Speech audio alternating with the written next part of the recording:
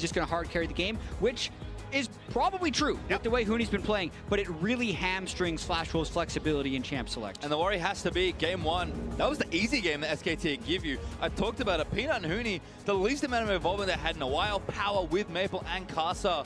I mean, sure, Bang kind of got some kills and they took over the game, but it only gets tougher when you play against a team like SKT. I mean, it was a new SKT. They reinvented themselves again throughout this tournament with that shielding comp that largely they had moved away from. It felt like it was Twitch-centric at best. And now, speaking of shielding comps, double support ban coming from SKT. So the awkward thing, I think, Jat, is it feels like SKT are dictating the draft on blue and red side, which is that's a damn scary thing. And that's what happens when you're throwing 1 to 2 top lane bans. Most likely, well, they actually dropped the Fiora ban, which makes things a little interesting right here. But that's what SKT has the flexibility of doing. No shield in this game, which creates a lot more opportunity for junglers and split pushers and bursters to have a large impact on the game. Well, last ban is Lee Sin again by SK Telecom, so respecting the pick from Casa despite Peanut being the best performing Lee Sin in the tournament. It's pretty clean first pick in this scenario. Does give over the Graves without the obvious Lee Sin matchup, so maybe Peanut back on Elise is a possibility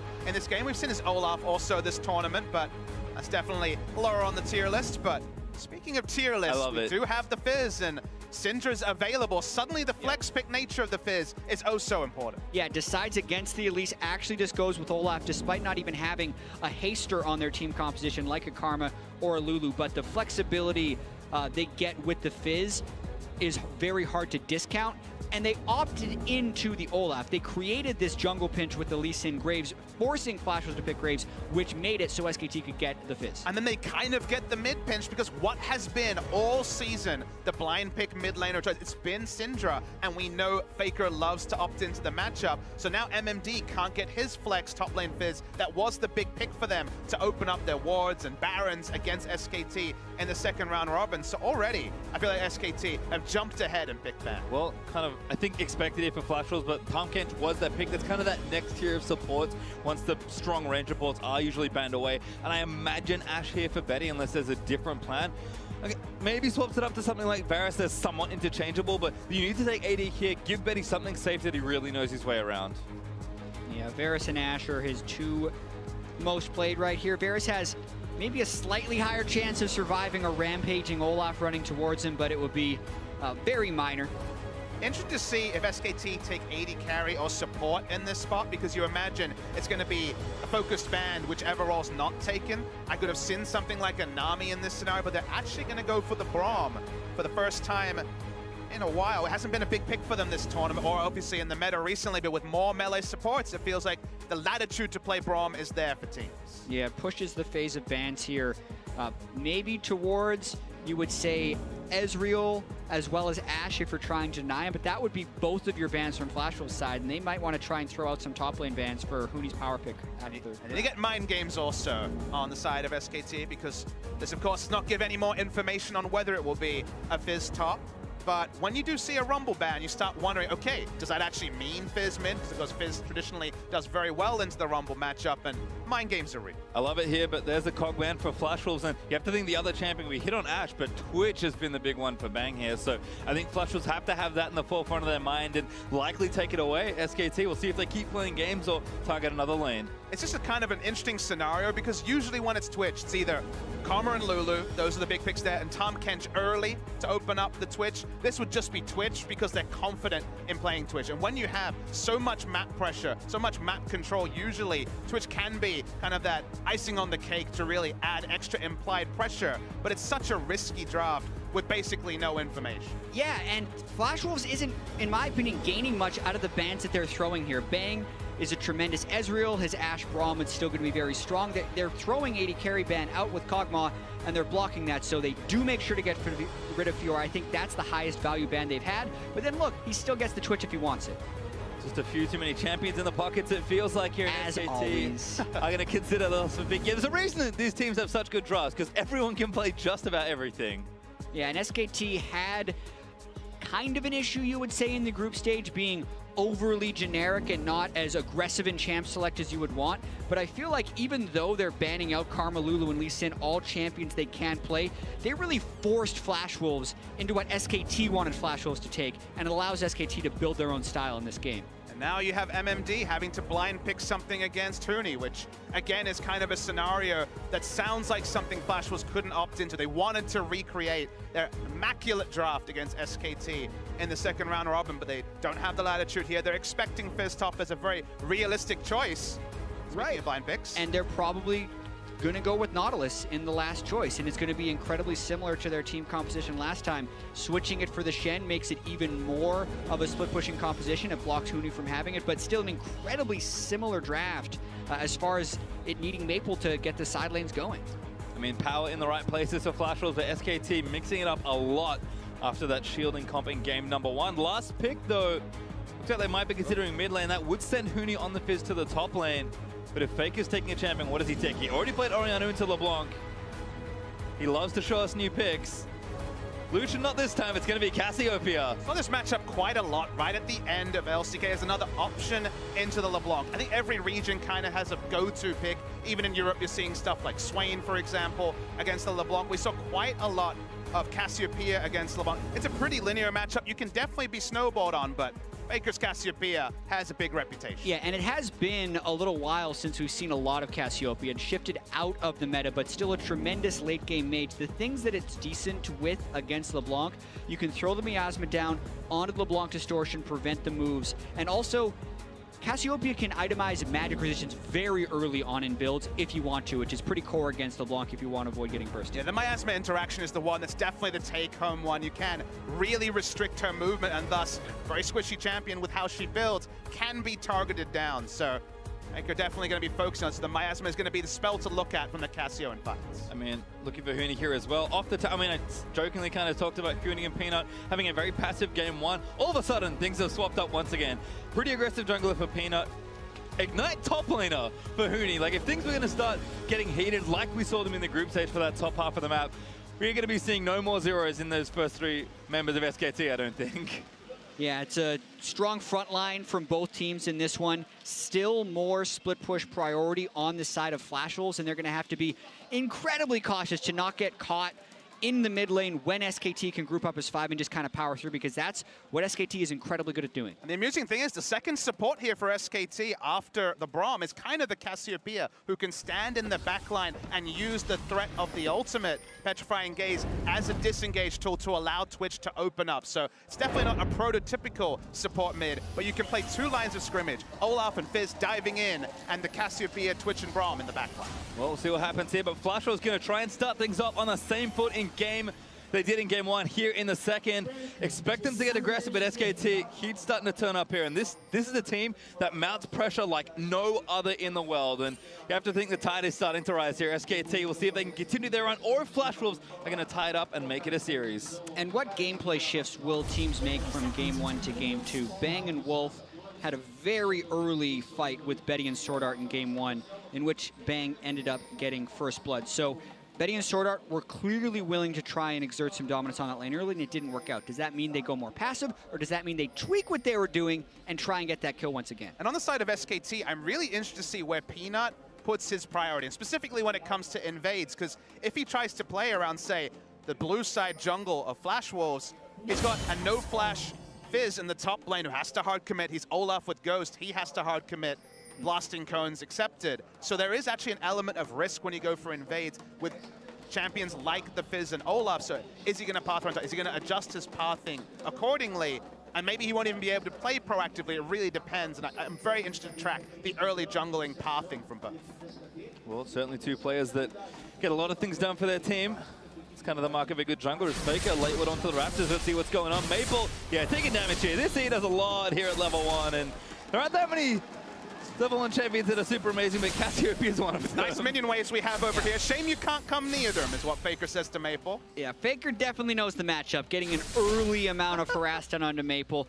Does have Corruption Potion, is willing to expend a lot of his mana early on, which is the cost of the Twin Fang, and you can see Maple having to burn through Corruption Potion just at level 1. I mean, look, think of the value. He's already burned through the majority of his 500 gold item just to enter and get near the minion wave. He still hasn't been able to order any minions. He has 0 minions at 2 minutes 20. It's actually all zeros right now because he's about to run out of crafting potion charges as well. Yeah, and here's one of the minor tweaks.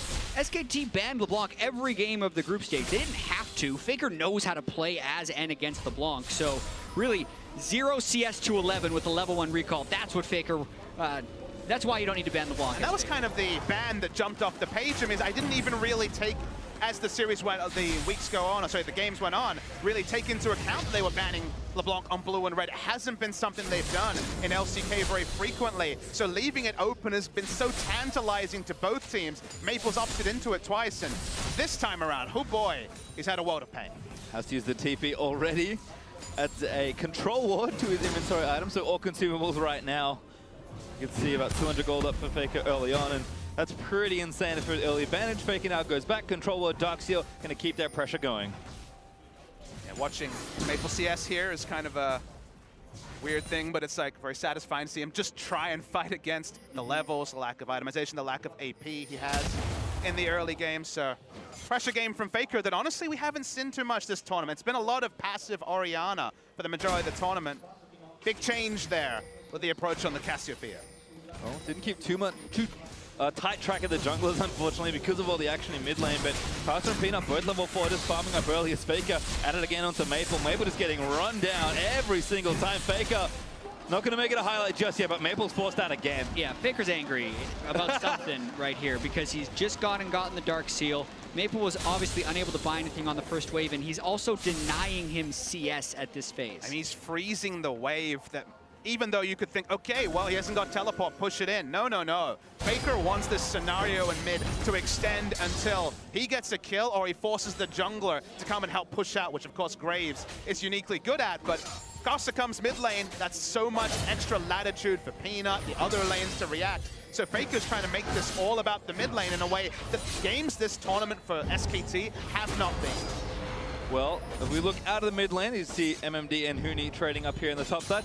Everyone else is even, so that's going well at least for both teams. Betty and Sorta getting some push going, but Bang going to be playing it safe. I mean, Casa, again, not that same level of proactivity. He's going to clear out this control ward, so might open something up here, but Maple's bad time continues. 36 and counting to 12 when I last looked. Faker is almost 30 CS ahead at 5 minutes. Yeah, really showing how you can play that matchup early on as the Cassiopeia. Takes his first bad trade there, not getting his miasma down in the right spot, but still has a lot of the ability to resustain as the Cassio with the Corruption Potion. And the wave is still not in a good spot for Maple, so he still has to play pretty defensive. He now has one control ward down on one side to back off. There's another nice chain. Asma in there, but a good little sneaky chain from Maple. Gets Faker down a little lower. Out of potion charges now. Maple does have an extra, but at this point I'm almost worried if Faker's going to look for some crazy level 6 all in, but finally the wave did reverse. He's going to have to relinquish that pressure. Huni's going to TP top. Faker's going to recall and buy up as well. And Dina taking some damage. Huni with that early sheen, so also playing aggressive in his 1v1. When you're laning against Shen, you have the latitude to go pretty much whatever itemization you're feeling. In other more tough matchups, Spectre's Cowl into Trinity Force is often the way, but Sheen against the Shen is just fine. Some Shens will just take a Tiamat early just to battle, but gonna go the respectful route of going towards Spectre's Cowl, and feels like even with the first itemizations, you kind of know how this lane's gonna play out. Yeah, and as soon as the teleport is down, Peanut's up there at the right time for a gank, but MMD played this one smart. The last thing that you want is to be pushed out of the lane after your teleport, because that's when you lose total control of the lane. Oh my goodness. The thing that Faker's doing is he's applying so much threat to Maple that he's never even getting off the second part of his chains. Maple again, big mini wave, gonna try and make something happen here. Gets the chain down, Carter also joining Stand United, gonna move in there as well, but Faker, as he splashes away and finally relinquishes some aggression. It took 3 people, and Maple will still have to recall just to get Faker's flash. That could subdue his aggression a little bit. Here comes Huni though, trying to get something. Gets himself over the wall, so should be safe there. Huni only recently picked up his ulti, so I think the other reason why Peanut wasn't able to really force, and now the wave's pushed back, and MMD going to have it in a better spot. But Maple, almost on life support already. Negatron Cloak early, will need every ounce of combat stat he can get. And Faker has gone for that tier. His Casa been fished up there by Huni. Damage coming in. This looks like first blood. Ignite is there. Goodbye, Casa. MMD lost control of that top lane. Faker also controlling the mid lane so much. Karsa was in vision for pretty much the last minute, so Huni knew exactly where to find him. And when you're playing around mid lane, when you need to draw so many resources to get a micro win like the flash to relieve pressure, predictably, wards are going to go down in other areas that you can't keep tabs on everything. Huni just walked up. He didn't actually have vision, put down a control ward, ducked around the wall, hit a max range vision. Ignite, goodbye Karsa. Right as the blue is respawning, Huni just trying to get vision on it and finds a Graves. Very nicely done. I feel like he didn't mean to auto-attack the controller, but his instincts just said, I have to do it. And as soon as Huni saw that, he's like, hey, you're dead. You cannot be staying there. Maple back in on the Faker. Karsa here as well, but Faker looking for a 1v2, perhaps damages that. Gets the stun onto Maple. Now Peanut going to make sure to protect his mid laner, so no heroics needed just yet. Faker drawing so much attention in this game and still applying his will. 40 CS up at 8 minutes now. Still his barrier as well throughout all of that chaos. I love that Bang's here as well, just to see if maybe something can be done. Was on a recall as it built for the cover. Something can be done. Oh no, he can! On to Maple Chain, he's good with that force to fly. Whoops in here as well. It's a party in the mid lane, and Bang gets a second kill. Yeah, when Faker draws the reinforcements, when you've got the stealth from the Twitch, this can be the answer for SK Telecom. And on the desk, very rightly they called out that this tournament hasn't been about Faker, who's been fine, but we haven't seen the moments that were quintessentially Faker. This game, the first 10 minutes of this game is the Faker show that we've been denied so far. And he hasn't even necessarily done the things that we called out that the Cassiopeia does against the LeBlanc. It was all about level 1, just out-trading by spamming, knowing that LeBlanc needs to proc the passive and can only do that if you're skilling E and landing the skill shot. Then they're also using the Twitch, something that is banned so much against Bang, waits for the distortion to come out, opens up, and everyone from SKT piles in. And bans is the big story. They may not have actually put too much time into LeBlanc and scrims because it was permabanned on both sides. It's up, it's Maple's LeBlanc. Maple is a famous historic LeBlanc player just like Faker. And for there to be just the outrageous CS advantage there is this game, lets you know that, there's a lot to be said about form being temporary and class being permanent, because Faker sure has been allowed the latitude to kind of be a secondary, third, tertiary carry. But also, you get games like this. I mean, Faker's only AP generating item is a Dark Seal. He's got a Catalyst and a Tear, and he's 2 levels ahead of Maple with maybe a record-breaking CS advantage at this point. Yeah, the all-time MSI record is 43 CS, and Faker just hit 45, so the largest CS at 10 anyone has ever had at MSI, Faker does in the semifinal. Against Maple in a semifinal, like you say. All right, now time for Ocean Drake, because Cassiopeia does a lot of damage to neutral objectives. No one is leaving their lanes for fear of dying, so an easy pickup there is MMD. Maybe going to get soloed here. Karsa in the ignite, and the dot damage is enough. Huni burns one down. Karsa too late. Well, if the last game looked close for the first 25 minutes, this one looked close for the first 25 seconds, and then Faker started casting spells onto Maple in the mid lane. SKT now winning all across the map. The scary thing is, if you're G2 or WE as well, I hold the thought. Time in bottom lane, ulti there from Wolf with the glacial fission. Now Sorta going to get stunned up, but the Grey Health is there. Betty, a little too far away, and now SKT going to chase. Splash from Tom Kench might have been enough for the cast lands in. Good Quintus bite from Wolf. Does hit onto the Tom Kench, but SKT no more kills just yet. Yeah, and tremendous discipline to not overdive, knowing that Shen's ultimate would be up if they were to get caught under the turret. Instead, they'll just take the turret damage. Fat wave here for SKT. Now the TP front by... Plenty of Shen, remember. MMD. Betty's staying here as well. Taunt's going to miss. Wolf hops away to an ally. He's giving up so much for teleporting in at that time, though. Fizz will be able to push in very easily into the top lane. Gonna see a replay of the solo kill. MMD walked up on half health. Didn't even hit the fish, but the ult was available here. It was a couple of damage rotations, but taunting aggressively and then flashing out is a bad look, you'd say, for MMD. Yeah, that's a really bad look. He had Karsa on the way, so they were probably calling, taunt him in the turret, then we're gonna be able to get Graves on, but just not understanding the damage that Huni was gonna be able to throw back onto him. Even the timing seems so early also in that scenario. As Maple's walking out to Faker, that hasn't worked out. This is disgusting. Fish isn't quite gonna hit Maple. Lucky to get away from that dive. Great setup for SKT, but execution very slightly off. What I want viewers to take away is it's such a different draft from SKT because they banned both support champions. The Ivern was banned by Flash Wars. It's a different type of game, and this is what we're seeing from SKT. They won with their Game 1 comp, even if it was a little bit wonky at the start, and now they're just running over the same opposition in a totally different draft. Yeah, they were able to dictate to Flash Rolls, and it's not like SKT wasn't able to find success with the champions they would ban, because a lot of teams you would say, Peanut's the best Lee Sin here, why are you banning that? You're amazing at shield compositions with Bang, why are you banning Lulu and Karma? But SKT does that because of this, because they know they can win even harder when they switch the script and force Flashes in a specific style. Then you're G2 or WE and you're prepping and you see both these things and you're like, okay, I guess we have to prep for everything. The stats, the lay of the land in the group stage has been turned on its head largely so far in this series. And now you basically have to prep for anything, which is exactly the mind game SKT want to pull on. Now what else do you expect from the best team in the world? They had a whole week to prepare. That's a lot for a team with this much talent, this infrastructure this good, and players like Faker.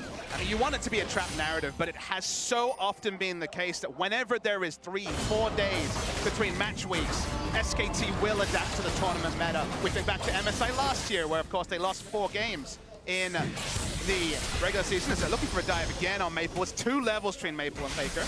I mean, this team adapts well in 5 games. They had 5 days and more to try and get something done, and now Peanut and Faker grouped up to try and take it. Tara Flushel, we're going to trade, but the fish could stop it all. Betty eaten up by Sorta, but it actually gets a double knockoff as a result. First Tara finally down. Huni just buying a bit of time. He gets taunted by MMD. Damage going to come out. There's the exhaust down. Going to get eaten by the big fish, perhaps. Huni leaping away and clears the wave as a result. Still moving through. Nimble Fighter helping as he cuts through the minion wave. Huni on a killing spree. Varus taking too many minions, and Huni is going to try and execute. No, shut down barely. Timer not there. How did Betty die at the end of that one? But that was Flash Wolves. Remember, Flash Wolves is no slouch of a team. They're trying to make their adaptation, avoid the mid lane, push top, and then you thought they were going to get a kill back on Huni as he gets over-aggressive, but Huni trades 1-for-1 and buys a ton of time. He takes 1-for-1 in a 1v3 while objectives are going down in every lane. Comical stuff. If you're an SKT fan, if you're a Flash Wolves fan, you'll wonder how this game escalated so quickly. The fadeaway ignite taking down the damage. We need to get a replay to confirm it, but my goodness. And this is the signature of SKT's play that I feel like they always have, especially with this lineup. They have the best cascading pressure of any team. Sure, their punish game's the best because they're the best team. That makes sense. But the way they manipulate the map to build leads as quickly as they do is why they're the best. Finally see the replay here. Huni got optimistic, you could say, at best. Walks up, uses his E, and remember, you're not maxing E first as an on-hit Fizz. So it's down at this point. But let's watch how he takes down mid. And you can see he avoids getting eaten right there. Ignite. And he had ignited him, but Betty then takes 2 turret shots. He was hoping to finish the turret. Everyone else had left tanking. That's a big oopsie. Huni will take it, though. Tries to playful trickster right at the end, but he was done for. Well, the first time he wasn't on the camera, but he was caught by the secondary camera. So thank you very much, cameraman. You did not spare Betty's shame at all. Well, hard to look this good when you're this far behind. You can see Huni's stats have been outstanding at this tournament, and it's just it's been great to see the evolution of a player that was already loved, already very good, just evolve even further on a team that just does this to players. And it's so important for Huni to win. He really wants to win a world championship and even the MSI championship because he won in Europe, he came to North America, and he honestly struggled in playoffs. People were calling him an incomplete player. There was a ton of skepticism when he joined SKT, but he's really found his place on this SKT team where he can still be that incredible tank player that a lot of times SKT needs, but he's adding his own flavor to this team and the way he plays top lane. And as a player, he's kind of answering critics every time he takes the rift. But from the start, the question was, does he play tanks? Because there wasn't really a track record over it. Basically spammed Poppy and Maokai. We got the confirmation that, okay, the player with the insane mechanics can play tanks. What a surprise. From there, he showed he was largely level-headed. Early in the season, Peanut and Huni definitely got too frisky for turret dives. They needed to adapt their aggression. But he's evolved as a player. He's back on the carries as well when he needs to, just like in this game on the Fizz. And he is becoming that complete player. And when you're a complete player on SKT, you're a winner. Well, it looks like someone snuck in. It is Caster into the top side. Taunt's going to land onto Huni, but I'm not sure they've got enough damage. Fish does go wide there, so now he's going to have to Urchin strike back to that minion. Flash forward from Caster. Ulti, he's going to miss despite the cancel. Playable Trickster away, one in the front. Stand United just to be sure. Caster gets the kill. Getting Stand United there is an accomplishment in itself, but also gets he can't go bot lane aggressive. now. He can't go bot lane because he doesn't have the Stand United, so Shen's out of position. Yeah, you better flash Maple. Baker spots the LeBlanc, and Maple respectfully moves away. 3 turrets now for SKT as they take the tier 2 in the bottom. A trade for Flash Tools as they take their first turret of the game. But 5,000 gold and counting at 17.5 minutes. CS leads in almost every lane. SKT putting on a show as always. Yeah, and pretty good scaling too when you consider the Cassiopeia and the Twitch. Definitely things that Flash Wolves need to be able to absorb, because if they lose this game, they go down 2-0, and we usually see how that ends when they play SKT, so they need to do everything they can to regroup in this. You can see Huni, I like the plays them trying to go up there and punish Huni. They just haven't been there on the execution, and they need to withstand the rest of SKT pushing through, because once again, there's not great initiation on SKT. And withstanding and absorbing pressure has been basically G2's big win condition so far this time. A lot of teams have been able to respect inaction or large inaction and just get through kind of mid-games where they're behind 5,000 to 7,000 gold and bring it to the late game. But when SKT get ahead, they push forward those wards, and when there's a Twitch on the map, the safe objectives, the safe minion waves, you get much more conservative because you have to respect so many things at once, especially when Stand United is down, that it's so hard to lose the minimum against SKT, and especially SKT with Twitch. Well, might as well take Rift Herald because there's not a whole lot else to do on the map right now. I imagine it's going over to Huni. He's going to pick up the buff after SKT taken, and now power transferred to that left side. Going to try and take that MMD to start it off. There's a turret there as well out of the deal, but Bang wants to kill instead. Winter's Bite land for MMD. Back to the safety of his turret, although it's very temporary safety. Yeah, The Rift Herald on Twitch is actually very good. The extra burst damage it can add in the 1v1s is often enough to kill. Drawing in more members here are the Flash Wolves, try and keep this turret up as long as possible. They are playing the map, given they have the LeBlanc with teleport in the bot lane, but Huni's on a hunting mission, and looks like he's going damage second item, which is certainly not something we see a lot in Korea, but when you're this far ahead and when you want to just kill Shen repeatedly in the 1v1, why not pile on a Blade the Ruined King? You are afforded some luxuries, and it looks like Blade of the Ruined King may be that very item Huni will be allowed to pick up here. Flash Wolves again, still defending SKT. Staying group, not trying to let anyone slip up here and gift gold over to the Flash Wolves. But again, they've just got all this pressure. Huni able to keep moving through. Faker is just standing strong in the mid lane, forcing Maple or whoever else back, because Faker himself is also so good in a 1v1. And then Bang, just chilling out. He's got the map open, well at his feet, and maybe a 3v2 to start things off. Betty trying to stay near the Tom Kench, thought out gobbles him up. And again, safe for now, but that turret's looking real unhealthy. Yeah, and they are getting out pressured in both soul lanes as well, which makes that hold even more difficult. It's a 2,000 gold lead for Faker in the mid lane. It's an 1,800 gold lead, plus the Rift Herald buff for Huni. So SKT actually pretty happy to keep this map spread out. When you see the Vamp Scepter on Huni, you know there's no way he's going for a team fight biz right here. He's really just trying to dominate that 1v1 versus Shen. Well, it looks like they're going to chase Maple, who's on the wrong side of the map. Dashes over to the wall, might be looking for an execute at this point. Needs to make it all the way to the fountain laser without getting tagged. Maple. One spell. Peanuts is lining up the last one. He's trying to check off. Oh, he finally got hit. Maple gives it up. He's like, all right, I'll fight you. Peanuts like, yep, I'll grab that one. I actually see some pings over onto the Baron as well. They're coming from Flash Wolves, but respecting the fact that Cassiopeia and Twitch do Baron very quickly. Add a Mountain Drake on top of that. Baron probably has about 7 seconds, even especially when you get up around 30 minutes. A little bit longer right now, but that's the type of time frame you're dealing with the late game Cassiopeia. And the kind of the part where you know this game is completely gone, it's not the replays, but it's that at 21 minutes with triple globals, remember it's Shen and 2 teleports, so Stand United and 2 global teleports, SKT is dictating every lane assignment. Everything Flash Wolves is reacting to. They tried once to put Maple on the bot lane to try and force something. He's still got wave clear.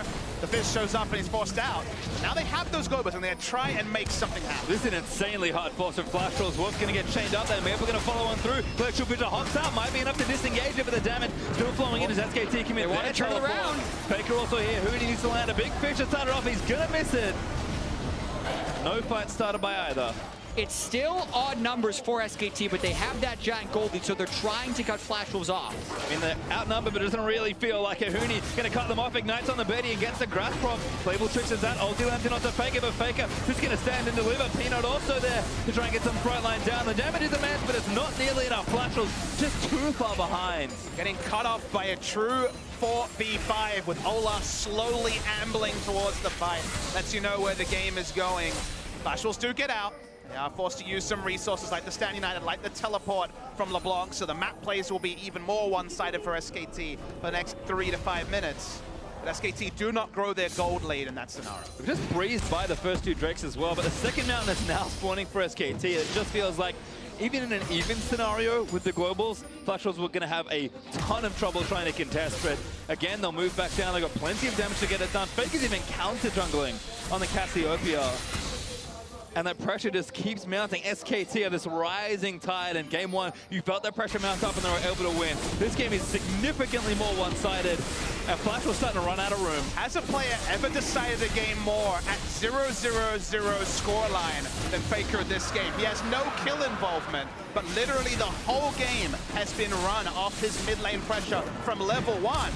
And it feels like every other kill is just a needless stat line compared to Faker's impact. He has completely taken LeBlanc out of the game. Maple has had no impact and been a negative amount of pressure in the mid lane. Double Mountain also, I would argue, is one of the better Drake combinations for Cassiopeia, since one of the threats of Cassiopeia is the incredible amount of sustained damage that she can deal to Baron with Twin Fang as well as poisoning. It's just going to be even faster now with Double Mountain, which will force Flash Wolves into these really dangerous face checks around the Baron area. And I mean, Flash Wolves might not even have time because Huni's just finished his Blade of the Ruin King running straight down to the bottom lane to contest the Shen. I mean, they could probably put 2.5 people on the Baron and it will die pretty quickly. Huni's going to create the side lane pressure. SKT will do their due diligence as always. Get the lanes pushing, get the vision down. No team takes over a map better than SKT, and this Baron is all but an eventuality. Yeah, Faker and Wolf could 2-man Baron at this point in the game. It actually would be able to be possible, especially with the Ocean Drake on top of that one, but they're just making sure they're getting their waves in the right spot. They're doing this Baron properly. No reason not to. And now they're in the area on Flash Wolves. They see those wards get hit down by Wolf. They see them moving into the jungle. You know what they're trying to do, but the question is, can you even stop it at this point? I mean, this is no good decisions. Huni's down bot lane with a stack of AD and a Trinity Force, happy to split push. They have to react to that. They have to stop the Baron going down. MMD's not going to get free time to ult in without there being significant damage to the bot lane turret. And even though Huni doesn't have his teleport, that coming up will just be the last piece of the puzzle for Flash Wolves to watch the Baron be started and basically say, well, we're going to try something. Faker stealing blue as well means that he's not going to run out of mana trying to do the Baron, which is maybe a concern. And you may have talked about it. Wolf and Faker are on the objective. Nice blue trigger from Flash Wolves just to spot it out. But that may be a real thing. Faker's going to start it. Wolf's going to join him. Just testing, seeing where Flash Wolves are. Kaza, miasma up. Winter's Blast's going to miss. Faker's just going to chase forward, force the gobble from Sword Art. Faker not done. But Seraph's going to get chained out by Maple, but Maple does pitiful damage at this point. And that's Faker understanding vision as well as his own strength. He knows he's not going to get turned around on because 4 members of his team were missing, but it was just him and Wolf that were walking into the entire Flash Wolves team. They pushed him back. Look at this Baron drop. Wolf's just going to zone them out of the way. The rest of the team finished it already dead before Flash Wolves get anywhere close.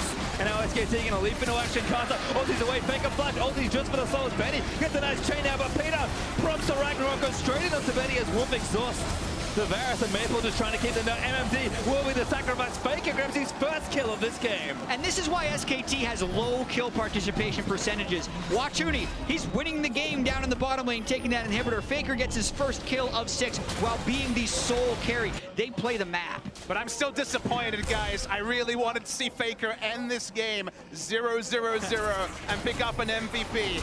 Make me smile as an analyst, but picks up the scoreline. Scoreline ruined now. Sorry, Faker. Well, Sorda, good pluck again. Manages to prevent his teammate from dying to Huni, who is running a rampage here. 1v3 on this inhibitor. Might just try and take it and win them, but Betty's going to be the first target. Ignite is down. Betty burns the flash. Huni does not care. Gets a 1v3 kill. Might get out or get another kill, but SKT, the rest of them now, a call to arms to reinforce. Casted it to Wolfity. Gets him with a Q. Sorda just mounts under all the damage, and Faker leaps towards the fountain to barely miss getting Maple. We have seen some crazy games this tournament. We have seen Peanut pick up 14 kills in 11 minutes, and still this game surprises me the most. Faker's performance, outstanding. They're looking to dive the fountain, you know, whatever, and end the game. I mean, the first game ended pretty quickly. This one's going to be even faster. SKT going to take down yet another Nexus and push Flash Wolves to the limit. 2 Barons in 2 games, and they end the game while they have the Baron. They're turning the corner on these victories so fast and decisively. They turned the corner on game 1 with a smart team fight, Caitlyn living and putting out the damage. They turned this game on a level 1 trade in the mid lane, I think, to a great degree, and it snowballed further. They had to send so many resources, the Flash Wolves, to even hope to stabilize the mid lane matchup. Predictably, the other lanes fell apart because they were funneling everything into mid lane. SKT turned on the style, and there was only ever one winner in this game. Yeah, and we heard Bang at the start of the day talk about wanting to get rid of the perception that Flash Wolves can beat the Korean teams, because they were actually coming into this series 8-2 all-time against Korean teams and 4-2 all-time against SKT. Well, now SKT is 1 game away from a swift and decisive 3-0 in the semifinals. And it is an oversimplification to say one mistake really decided that game. Sure.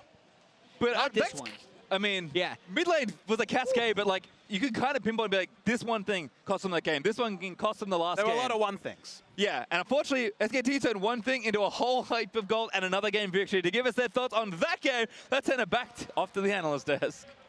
Thank you very much, gentlemen. I mean, it's starting to feel like we're in for a very fast day here with 2 games now over to SKT. This one even quicker than the one before that. And they already mentioned Faker's dominance in the mid lane. We're going to get to that in just a second. But I do want to talk about champion select again, because to your point, Deficio, once again, we see the Graves go for Karsa. So not a ton of playmaking, because that Lee Sin has been removed by SKT both times. Yep. And then a quick first rotation on the Fizz for Huni puts him in a winning matchup too. And so I want to return to the thing you said at the very beginning of the day, that you believe the best way to attack SKT is to get 2 winning lanes with the jungler that can make things happen early. So far, Flash Wolves has ignored that advice. Yeah, I mean, again, it's hard in the draft to obviously outdraft SKT and just, like, you know, get counter matchups. But that's why you need that early game jungler who can then snowball a lane. So that sets you up for having a winning lane later.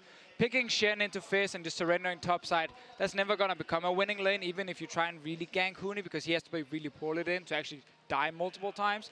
Mid lane, same thing. Obviously, we counter pick over to Faker. The reason we didn't see Syndra was because the Fizz obviously blocks it. They couldn't just swap that to mid for Faker specifically. And then time catch bot. It's like, you have no lane you can really snowball. And I think one of the toughest things about drafting against SKT, and one of the reasons that your draft rarely seems to look good, is that SKT is the best at almost every style. It's like they come out in game 1 and they're playing, oh God, Peanut picks Ivern, you know, he's not a good Ivern player. Oh, this could be bad for SKT. It's like, well, they still smash in that game as well. So I mean, the thing is, there's not a lot that is a bad pick for SKT. They're so versatile and they can play so many different styles to such a high degree. Yeah, they're excelling. Like, every single player here is just individually making outplays, whereas on the side of Flash Wolves, yeah, you can go down on the bat rate, but there's so many individual misplays. Like, Flash is used at the wrong time. We see Betty die to 4 turret shots in the top lane. Yes, the game's already over, but like, what's going on here in terms of your individual performance? That alone is outweighing the power that the picks bring to the table. Yeah, and again, we can't really blame Flash Wolves for taking a lot of the good meta picks here. You know, Tahm Kench is a good counter against the Fizz specifically for later on, but the Graves first pick, while I understand for Karsa, he feels powerful on it. Again, as you said, it's just not the champion you need if you want to try and get these winning lanes. Because you're going to be strong yourself. What does it matter if your other 3 lanes are losing? Well, especially when we consider the way that the lanes went in this game specifically. And now I want to dive into it. Our first replay here, Acer-worthy performance by the man that we said was the weakest performing member coming in, but bracket stayed. All hail the Faker, king. oh my goodness, this guy was going off. Yeah, he's the GOAT for a reason, and honestly, watching these level 1 E-trades and putting so much pressure, it's something he does in the LCK too sometimes. He forces the 0 CS back. Yeah, 0 CS back to teleport then. But then right after, what he does too is just possibly managing the waves to the point where at one point he will poke the enemy LeBlanc out of a trade again and puts him on a freeze. Yeah, and I think that the freeze that he held for so long, that's how he developed this massive CS advantage. You know, just before 9 minutes, he was almost at 50 CS, and Faker smashed Maple so ridiculously hard that you don't want to just say, oh, it's only on one thing, but let's be honest, like, the bot lane is never going to be the way that SKT loses this game, really. Betty, I just can't see him outperforming Bang enough that they're going to win through that. Has to be Maple, has to be Karsa. When your mid laner gets smashed this bad, you can't win. Yeah, and this is also like, why is this Twitch and Braum allowed to move into the mid lane without any communication? Or what's going on with the flash rules? They're breaking down. This is also a Twitch that we talked about off air. Is like this guy, he's starting endurance into the very afraid, you know, triple potion longsword start.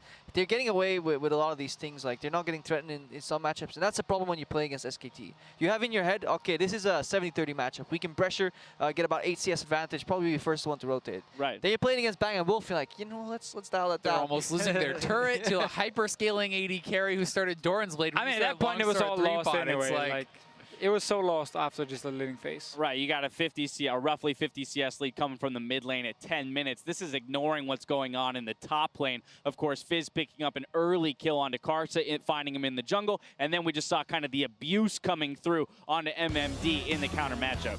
Yeah, this too is just, he goes for these type of plays. Huni, you know, this is the old aggressive one. Also Karsa, he's not respecting Fizz level 6, 7 here, level 5 in the jungle. You just need to yield, make sure that you see him to go back to lane, take the tempo loss, but at least make sure that you stay somewhat relevant in the game. And now Huni is just, I think he's trolling here, personally. I mean, yeah, this is when you're already so far ahead and you have Huni as a player. He's going for these kind of plays. Yeah, but who's trolling harder, Huni or Betty? Because this one... Definitely Betty towards the end. Look at this.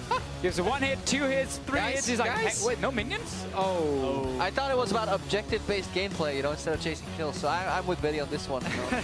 And again, just that, you know, you see again the room for error that you have when playing against SKT. We talk about, okay, yeah, sure, you don't have to play a 100% perfect game, but every little mistake will mount against SKT, and they will take those small advantages and push them forward. But now I want to transition the conversation to Game 3 here, because backs are against the wall. You got to win to even start, you know, kind of that momentum towards the reverse sweep here for Flash Wolf. So where does the solution lie? I mean, I think back on red side this time, right? So let's look at it in that regard if we're going to talk about Champion Select. I mean, I think there is no clear solution, but when you look at Game 1, you know, Flash Wolves let Fizz fall all the way through the first round. I was surprised that they didn't use it when it was so big for them, you know, for their victory over SKT in the past, and being able to flex that. I think that is very powerful, but especially for me, it's like, you know, you have to get early kills probably to win this game. You can't afford to have Karsa on the Graves, on a farming jungler, because even though he's excellent at it, your only chance is really snowballing, right? So you need him on something like Elise. If they're going to ban out the Elise, then I think you have to take a ganking jungler, you have to take risks, and you have to hope to really get your lanes ahead. Deficio, how do you feel about Elise, Fizz then as the first rotation? Granted,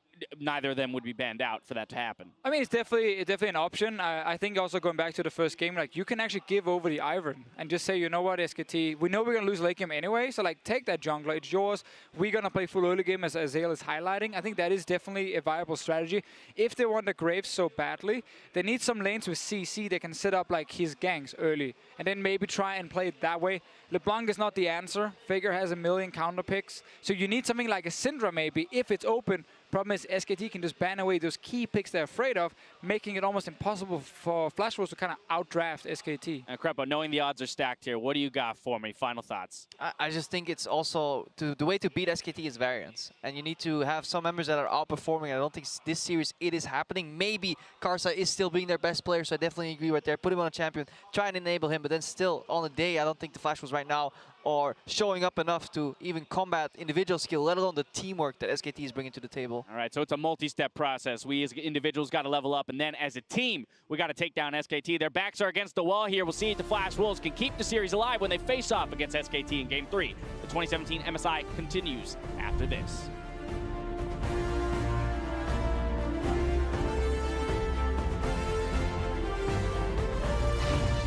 Faker is going for that tier. His Karsa been fished up there by Huni. Damage coming in. This looks like first blood. Ignite is there. Goodbye, Karsa. Something can be done. Oh, no, we can. On the ultimate Maple chain. He's going with that force to blood. Whoops in here as well. It's a party in the mid lane, and Bang gets a second kill. Damage going to come out. There's the exhaust out. Going to get eaten by the big pit behind, but Hardy leaping away and clears the wave as a result. Still moving through. Nimble fighter helping as he cuts through the minion wave. Huni on a killing spree. Varus taking too many minutes, and Huni. Faker's performance, outstanding.